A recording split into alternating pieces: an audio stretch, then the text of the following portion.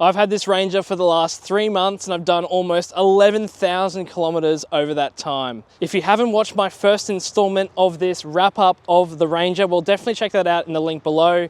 But today, as I said, we're going to be talking about the driving and the off-road aspects of this awesome Ford Ranger Wildtrak V6. But before I get into the driving and fun of this Ford Ranger, make sure you like and subscribe to Chasing Cars. And while you're there, hit the notification bell so you're notified when we make a cool upload just like this one. Chasing Cars, honest reviews of your next car. Brought to you by Budget Direct. So hit number 4 is the engine. What a stellar engine this is. V6 3-litre turbo diesel engine, produces 184 kilowatts of power and 600 newton meters of torque. And I've just been impressed with this engine ever since I got behind the wheel for the very first time. And I've loved it each and every time I've been behind the wheel. It's just something I look forward to. And I guess I'll sort of explain to you a bit why. So for starters, if you have the windows down, you can actually hear the engine working, the turbos whooshing, and it's just a really, really sweet thing to hear. And I've actually driven an Amarok with a snorkel kit on it, and it's even louder. But that V6 engine has a lot of charm, has a lot of personality, and it's certainly a step up from the 2-litre bi-turbo engine that you can also get in the Ranger lineup. Now this engine is also very quiet, very refined. I had my parents in the car with me on a recent trip to Brisbane, and basically they couldn't even tell it was a V6. It's just so smooth, really, really quiet, and it doesn't make a fuss, it doesn't make a lot of noise. It's got that low down torque, that 600 newton meters. It's just quite effortless. And when you get up to speed, going up onto the highway, getting up to 110 kilometers an hour, it's a really sweet thing. It gets up to speed easily, and I don't think there'd be any problem with like towing with this engine. It's just got so much power. Now, as part of hit number 4, it's also important that I talk about the ride quality of this ute. I think this is the benchmark ute, this Ford Ranger, in terms of the way it drives down the road and the way it is comfortable, and the suspension setup is just so ace. And initially I had the tire pressures just at their standard 30 PSI, it's what the placard says, and the ride quality was just so amazing. It felt like a car, didn't feel like a ute to drive. And now I've since pumped them up to the vehicle's eco setting, which is 38 PSI, and even though it's a little bit firmer, I'm getting a little bit better fuel economy, and also it still has that great ride quality and control. Utes haven't been known for a lot of control in their suspension for some time, but this is really impressive. The clear lack of jitteriness in this car is really something else. A lot of utes with leaf-sprung rear suspension seem to jitter and jump about on the road a bit, especially when unladen, but this ute just doesn't do that at all. And even if you are finding yourself driving through some mountain roads or a bit of the windy, twisty stuff, the Ranger does a good job at that too. And I think it's largely because the suspension is really settled and there's not a lot of body roll. So it can be quite fun to drive at speed through some sweeping corners, which I did up at Mount Glorious, just north of Brisbane there. And again, I was impressed by the ride and handling package. I think utes have come a long way, and this Ford Ranger is basically the best in the business at this point in time.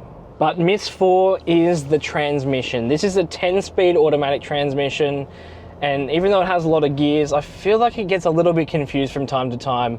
You just sometimes don't know which gear you're in, you don't know what the transmission's doing. Sometimes there's a lag in the response between the engine and the transmission, and I think it sort of does let down the engine powertrain package a little bit. It's just, sometimes you just don't know where you stand with the transmission, and really I want full control of the vehicle at all times. But when you sort of come out of a corner or you're accelerating and the transmission doesn't know what it's doing, it's a bit sort of alarming, if that's the right word. Now what this transmission does do is get it into quite a high gear, nice and early, which is good. With the low down torque of the V6, it really makes a difference. 10 speeds, of course. You can also put it into a manual mode. There's buttons just on the side of the gear shift. But yeah, just that transmission just could be a little bit better. I think you could do a few little tweaks to it to make it an even sweeter package into the future. And now on to hit 5, and that is the off-road capability of this Ford Ranger Wildtrak V6. I've had the opportunity to do quite a lot of off-roading with this car over the last 3 months, including to some trails near Pete's Ridge to the north of Sydney. But I think the most impressive situation I was in with this car was at Noosa North Shore Beach, where I got to take this car, drive it right up the beach and really see what these different four-wheel drive settings actually do, and also see how the V6 engine and transmission work in really, really soft sand. I will get the editors to cut to some footage now of me driving on the sand. It was an awesome day, a great experience for learning about traction, learning about the different systems in this car. Basically, we started out with the car just in 2 high, and we lowered the pressures down to about 20 PSI, 18 to 20 PSI. And then from there, put it into what this Ranger has and what all V6 powered Rangers have is a system called 4A, or Advanced Four-Wheel Drive Automatic. Now 4A can be used on the public road, it can be used on wet roads, tarmac, but I just chucked it into 4A to see what would happen, and it was amazing. Like, it just gripped up, it got through the soft sand of the first cutting really easily, no problem with power, no problem with torque.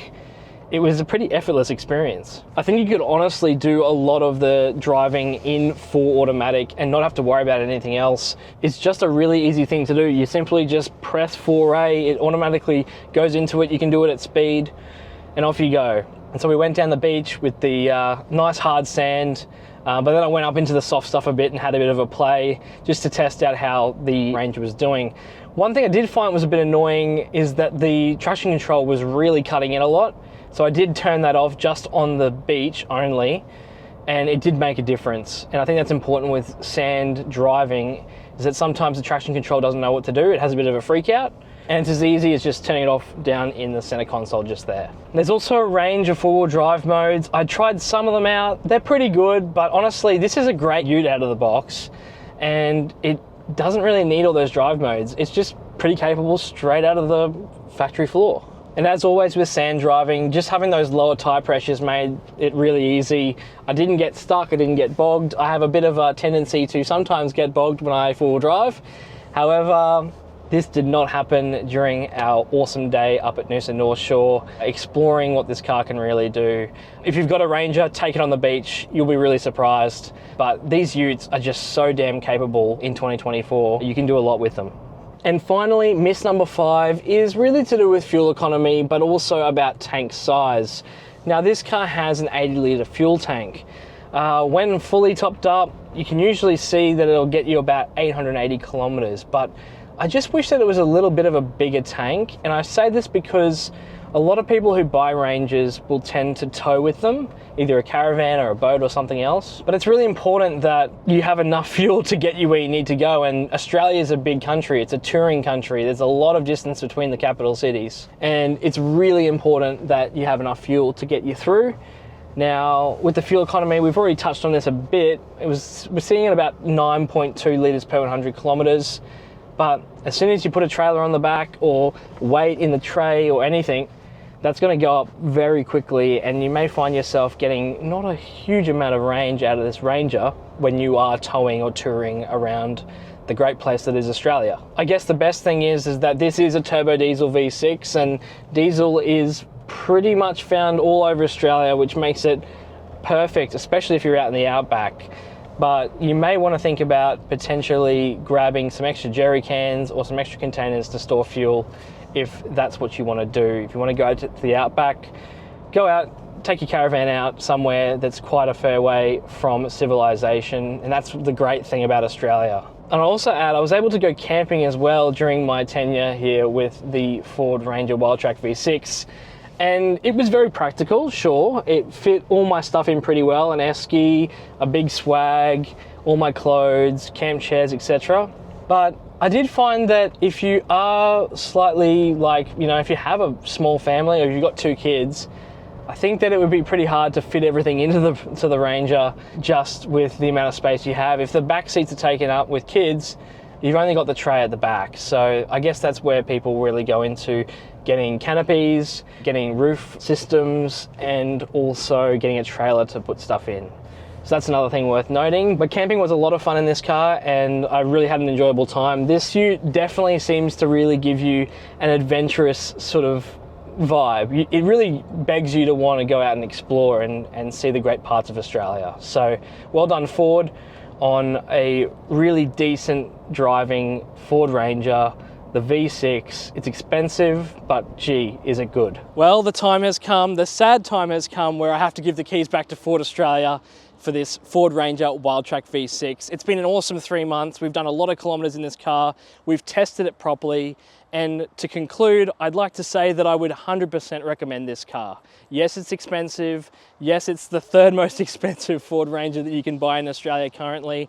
But gosh, what a great package this car is. That V6 engine is a really sweet thing, and although it's paired to a transmission that's a little bit hesitant at times, it's awesome off-road, it's awesome on the beach, and I really had very few complaints with this vehicle over the 3 months. There was no rattles, no squeaks, no weird sounds coming from the car at all. It was a tight ship, and I think that's just how it should be and what buyers expect of the Ford Ranger. I guess one of the biggest downsides is that the fuel tank is just not big enough. 80 litres might sound like a lot, but with that thirsty V6 engine, you do go through it pretty quickly. I think you'd probably want to take some jerry cans with you if you are going to do some touring or towing here in Australia. All in all, this is a ute that I would strongly recommend that you get in and drive. Go to your dealership, get in one and have a go. This is, in my mind, the flagship ute in Australia. And although this is expensive, you don't have to spend $88,000 to get a good Ranger. There's plenty of other variants on offer.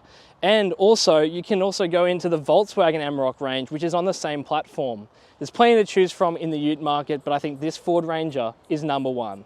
It's clear that this is Australia's best-selling dual cab ute. But what do you think of the Ford Ranger? Do you think it's a car that should have this much attention? I know Australians love this car, but I want to hear your feedback. And of course, let us know down in the comment section below. Thank you for watching this series on the Ford Ranger Wildtrak V6. I've had an awesome time.